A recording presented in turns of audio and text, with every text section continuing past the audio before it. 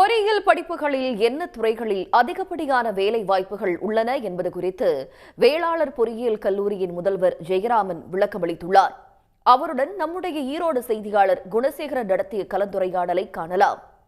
இன்னைக்கு பொறியியல் படிப்புகளில் எந்த துறைக்கு அதிகப்படியான வரவேற்பு இருக்கு? அதுக்கு என்ன காரணம்? கடந்த ஆண்டை போலவே மாணவர்களிடம் பெரும் எழுச்சியாக கம்ப்யூட்டர் சயின்ஸ் துறையை சேர்ந்து தான் நாடி வருகிறார்கள்.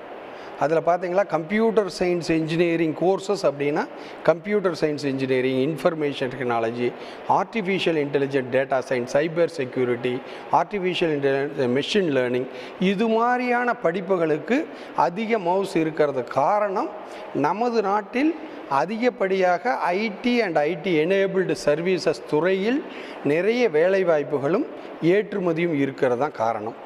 அதே மாதிரி இந்த கம்ப்யூட்டர் சயின்ஸ் துறையை தாண்டி இந்த ஆண்டு எலக்ட்ரானிக்ஸ் அண்ட் கம்யூனிகேஷன் இன்ஜினியரிங் பாடப்பிரிவுக்கு மக்கள் மிகவும் ஆர்வமாக உள்ளார்கள்.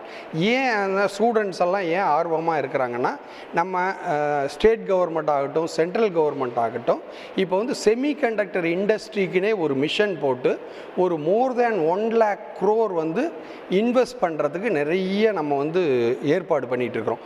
அதில் அடுத்த 5 ஆண்டுகளில் நிறைய எலக்ட்ரானிக்ஸ் அண்ட் கம்யூனிகேஷன் படித்த தொழில்நுட்ப வல்லுநர்கள் நமக்கு தேவைப்படுறாங்க.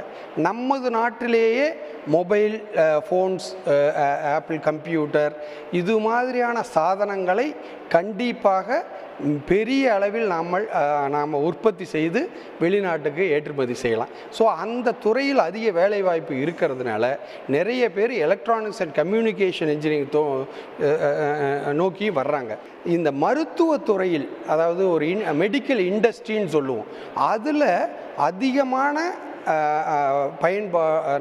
நமது நாட்டில் இருப்பதால் அதை தேடி நிறைய பேர் பயோமெடிக்கல் இன்ஜினியரிங், மெடிக்கல் எலக்ட்ரானிக்ஸ், இன்றைக்கி ஒரு பெரிய 100 பெட் இருக்கிற ஹாஸ்பிட்டலில் கண்டிப்பாக மினிமம் ஒரு 2 பேர் 3 பேர் பயோமெடிக்கல் இன்ஜினியரிங், அதை மெடிக்கல் எலக்ட்ரானிக்ஸ் படித்தவங்க வேணும். ஏன்னா இன்றைக்கி மருத்துவத்துறையில் மருத்துவர்கள் மட்டுமல்லாது என்ஜினியர் இருந்தால் தான் ஆப்ரேஷன்லேருந்து எல்லா எக்யூப்மெண்ட்டும் மெயின்டைன் பண்ண முடியுங்கிற நிலைமைக்கு நம்ம வந்திருக்கிறோம். ஸோ அதனால் அந்த துறைகளும் பெரிய அளவில் வரவேற்பு இருக்கு. அதை நோக்கி மாணவர்களும் செல்ல வேண்டும். உடனுக்குடன் செய்திகளை தெரிந்து கொள்ள சன் நியூஸ் பெல் ஐகானை கிளிக் பண்ணுங்க.